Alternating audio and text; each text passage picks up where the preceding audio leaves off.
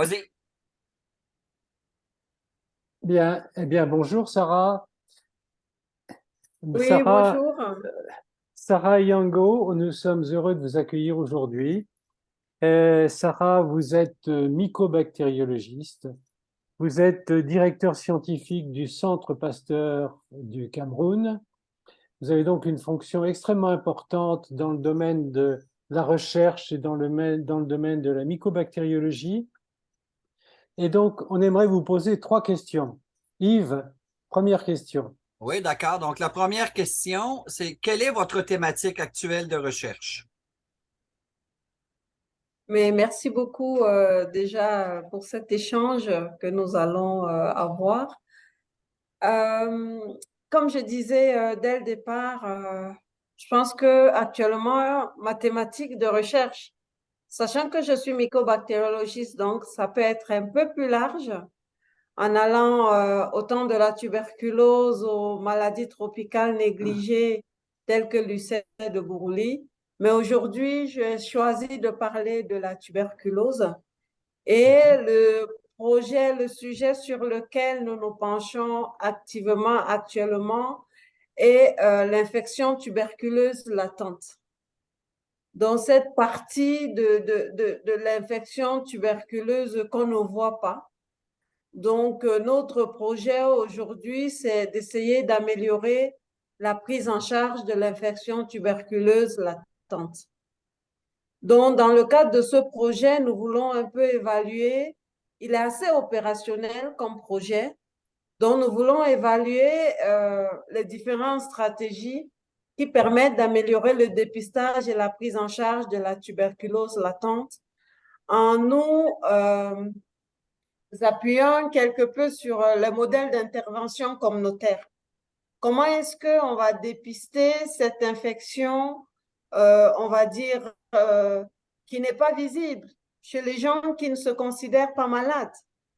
Donc, ça devient parfois difficile. Or, nous savons que c'est parce que nous ne dépistons pas ces gens qui ont été en contact, ces personnes qui ont été en contact avec les malades, que finalement la tuberculose elle continue à se répandre. Donc nous voulons vraiment voir une intervention communautaire, de pouvoir aller vers les personnes qui sont en contact avec ceux qui sont malades, de pouvoir analyser, on a choisi un certain nombre de valeurs diagnostiques, pronostiques, pour pouvoir évaluer peut-être ceux qui pourront aller vers la maladie, mais également pouvoir prendre en charge les personnes les plus exposées selon le modèle de l'OMS. OK. Dans ce contexte-là d'action communautaire, est-ce que vous pourriez nous résumer quels sont les points très forts ou forts de vos activités? Je pourrais dire que les points phares, d'abord, c'est parce que c'est un projet très opérationnel dont il est totalement intégré aux actions du Programme national de lutte contre la tuberculose et vient en complément de ce qui est mis en place avec le financement du Fonds mondial. Ça veut dire que dans le cadre de la tuberculose, on recherchait déjà les cas de la tuberculose en communauté. Nous venons en complément pour dire ne recherchez pas que les cas de la tuberculose, essayons de suivre aussi ces personnes qui vivent proches de ceux qui sont malades.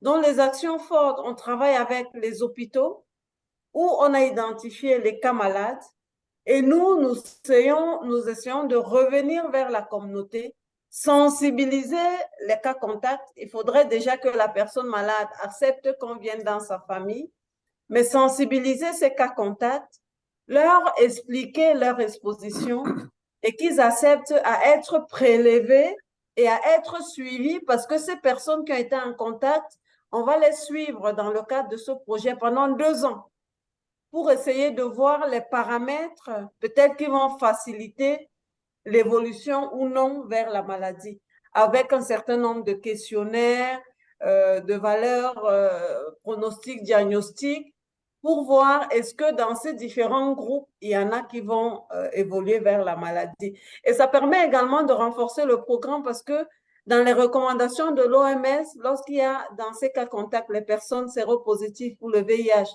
ou les enfants de moins de 5 ans, il y a un protocole de prise en charge pour qu'ils ne développent pas la maladie. Donc, on facilite aussi au niveau du programme la prise en charge de ces personnes. C'est pour ça que je dis vraiment les points forts, c'est parce que c'est en connexion avec ce qui est mis en place par les programmes nationaux et vraiment de manière opérationnelle, on vient également les appuyer. Merci. Oui.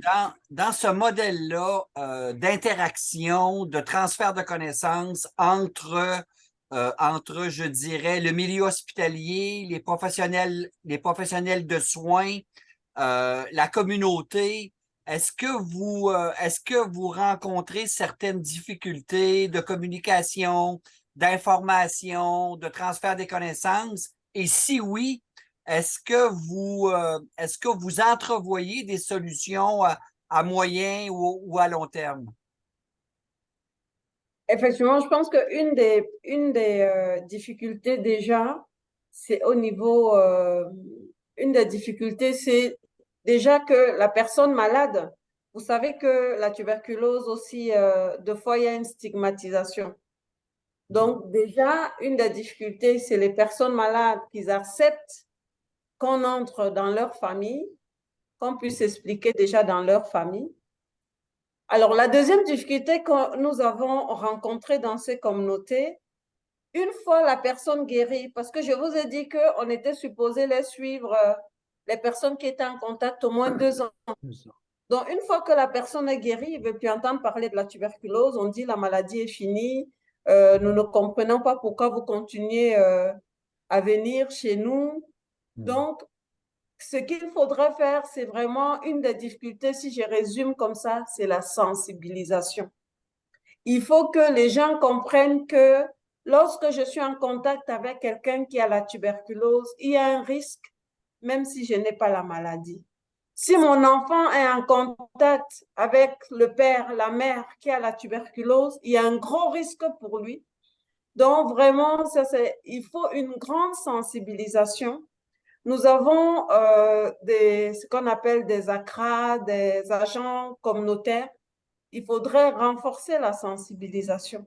Je crois que ça a été un des premiers freins chez nous de voir cette difficulté à être acceptée dans la communauté. Ce qu'on peut proposer comme solution, effectivement, c'est en réfléchissant, en se disant, mais on a vu dans certaines familles, même après la maladie, que ce soit les membres de la famille, que ce soit les personnes qui ont été malades, ils veulent vraiment avoir un rôle. Donc, l'idée, c'est comment on peut utiliser ces personnes pour que eux, qui ne sont ni scientifiques, qui ont subi la maladie, qui ont vécu avec leurs proches malades, est-ce que eux, ils ne peuvent pas mieux porter le message de dire à la communauté, parce que même quand on a les agents communautaires, ils sont toujours vus un peu comme des personnes paramédicaux, mais ce voisin qui a eu la tuberculose, sa famille qui a accepté d'être suivie, peut peut-être être plus formé, mieux sensibilisé et peut-être lui trouvera plus les mots pour éduquer les autres et leur dire attention, on vous dit qu'il y a la tuberculose, mais lorsqu'il y a le contact, voilà, par exemple, la prévention, voilà ce qu'il faut, accepter d'être suivi, accepter que les enfants soient pris en charge, parce que normalement, les enfants, au moins entre 0 et 5 ans, doivent systématiquement être suivis. Mais les parents n'acceptent pas qu'on donne un traitement à son enfant parce qu'ils jugent que l'enfant n'est pas malade.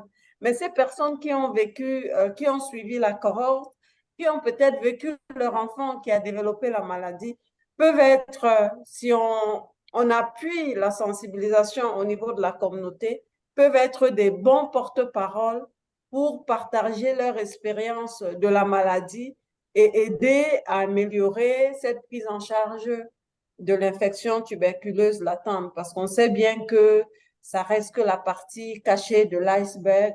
Tant qu'on ne voit pas, on ne va pas toucher tous ceux qui sont infectés et qui n'ont pas encore fait la maladie, je voudrais dire que sans vaccin très efficace, la maladie reste encore fortement parmi nous. Est-ce qu'il existe des campagnes de sensibilisation télévisuelles Pour ou l'instant, pas contre la tuberculose, pas contre l'infection tuberculeuse. Il existe des campagnes de fois sur la tuberculose, sur la co-infection TB-VIH. Là, nous approchons de la journée mondiale de la tuberculose. Il y aura un certain nombre d'actions sur la tuberculose, mais on parle très peu de l'infection tuberculeuse elle-même, alors que c'est elle la base après qui développe les symptômes. Mais il manque crûment de la sensibilisation, de dire aux gens, attention, si vous êtes en contact avec la tuberculose, vous êtes à risque. Et voilà les mesures à prendre pour que vous aussi, vous ne développez pas la maladie. OK. Comment expliquez-vous le fait que les parents d'enfants, surtout les jeunes enfants, comme vous dites, en très bas âge, là, en deçà de 5 ans, même s'ils n'ont pas la maladie, pourquoi les parents ont ce frein-là à prévenir la tuberculose chez leurs parents, c'est-à-dire chez leurs enfants? Est-ce que c'est une question de culture? Est-ce que c'est une question de coût? Comment expliquez-vous ça? Ah, ce n'est pas une question de coût parce que c'est gratuit.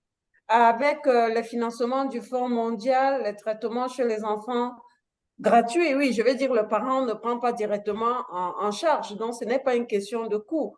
Donc, je pense que c'est une question je ne dirais même pas que c'est culturel, c'est plutôt une méconnaissance. Il faudrait informer les parents, il faudrait beaucoup plus de sensibilisation. Je pense même, lorsqu'on discutait, on se demandait si il y a au niveau du Cameroun souvent l'éducation de la femme enceinte, où pendant les grossesses, on vous donne un certain nombre d'informations. Peut-être ce serait des choses à intégrer à ce moment-là, de leur dire, votre enfant que vous portez, si jamais vous apprenez qu'il a un contact ou vous-même avec quelqu'un qui a la tuberculose, sachez qu'il faudrait le soigner. C'est pas quelque chose qui est intégré. Donc souvent, les gens mettre ça sous le coup de la recherche. On veut prélever mon enfant. Qu'est-ce qu'on va faire de son sang? Et là, ça devient un peu culturel parce que chez nous, les prélèvements sanguins, c'est un peu plus compliqué. Mais sinon, même le traitement, je pense que pour tout parent, pour une mère, si elle réalise que c'est quelque chose qui est important pour son enfant, elle finit par le faire. Donc, s'il y a un frein, c'est parce que les gens ne comprennent pas pourquoi on veut soigner leur enfant qui se porte très bien. Mhm. Étienne? Oui, une question assez simple. On sait que l'observance du traitement de la tuberculose, c'est un problème dans tous les pays, j'imagine, y compris au Cameroun. Alors, là, quand on parle d'observance du traitement, c'est le traitement des malades, BK+. Est-ce que le fait de s'intéresser à l'entourage comme vous le faites, ça modifie quelque chose sur la prise en charge globale de la tuberculose, c'est-à-dire à la fois des cas BK+, en s'intéressant à l'entourage, est-ce que ça modifie les choses? Oui, c'est pas déjà ça modifie les choses parce que le traitement BK+ est bien codifié et le traitement, je dirais pas BK-, de ceux qui ont été en contact, surtout pour les enfants et les personnes vivant avec le VIH, est différent. Donc, c'est pas le traitement complet de 6 mois et plus lourd. Les molécules, on est en train de voir encore, le traitement évolue, mais actuellement au Cameroun, c'est seulement avec l'INH, c'est seulement avec l'isoniazide. Donc, c'est des traitements moins lourds qui peuvent durer peut-être pendant un mois. On n'est pas à la même dimension d'un traitement D'accord. complet de 6 mois chez les Mhm. BK+. Très bien. Merci beaucoup, Yves. Oui, ben, Je- peut-être une dernière question. Je voudrais revenir sur l'information, la communication et je dirais l'implication des différents intervenants pour créer cette sensibilisation-là de la population. Est-ce que vous avez une belle collaboration des professionnels de soins? Est-ce qu'au niveau de l'État, par exemple, vous avez un support des dirigeants? est-ce que tous ces organismes-là travaillent de concert pour justement favoriser la sensibilisation des populations? Puis quand vous disiez la femme enceinte, ben, le meilleur intervenant, c'est son gynécologue et son obstétricien par la suite. Et donc, est-ce que ces gens-là travaillent de concert avec vous? Je pense qu'il y a globalement une bonne collaboration. Ce que moi je peux dire pour nuancer, c'est que l'accent est mis sur la tuberculose maladie. Tout est mis pour le BK+, comme disait Étienne, la maladie. Or, il y a des moyens peut-être de ne pas être malade. Donc, nous, on s'attaque plutôt à l'autre versant. Nous sommes en contact, nous sommes à risque. Peut-être même qu'on ne développera pas la maladie s'il n'y a pas d'action, mais aussi c'est dans cette population-là qu'on trouve ceux qui vont développer la maladie. Donc, ça fait deux aspects. Je sensibilise pour que si je suis à risque de développer la maladie, je sois pris en charge et empêché d'aller vers la maladie parce qu'après, je multiplie dans la communauté. Et de l'autre côté, nous, dans le cadre de la recherche, on essaye de comprendre aussi tous les paramètres qui peuvent favoriser la progression de la TB-infection vers la TB-maladie. Donc, l'idée que nous avons en termes de financement, c'est, comme vous le dites, pour favoriser cette collaboration, parce que les choses, on connaît, mais ce n'est pas mis en place, c'est imaginer un renforcement de système de santé dans son ensemble, mais axé cette fois-ci sur la tuberculose latente, pas seulement sur la tuberculose maladie, parce que je pense qu'avec l'appui du gouvernement, avec le Fonds mondial, beaucoup d'efforts ont été faits sur la tuberculose maladie qui va persister si rien n'est fait sur l'infection tuberculeuse latente. Merci. Merci. Très bien. Étienne, Merci le mot beaucoup. de la fin. Écoutez, Sarah, merci beaucoup. C'était extrêmement clair. Ça montre toute l'importance de ce que vous faites en mycobactériologie et dans le cadre de l'Institut Pasteur de Yaoundé, que tout le monde connaît. C'est un centre réputé. Vous y êtes directeur scientifique. Bravo, on vous félicite. Et c'est avec des personnes comme vous que on vaincra la tuberculose et puis toutes ces maladies contagieuses. Merci beaucoup. Merci beaucoup. Infiniment. Merci de l'opportunité. À bientôt. À Merci. bientôt. J'arrête l'enregistrement.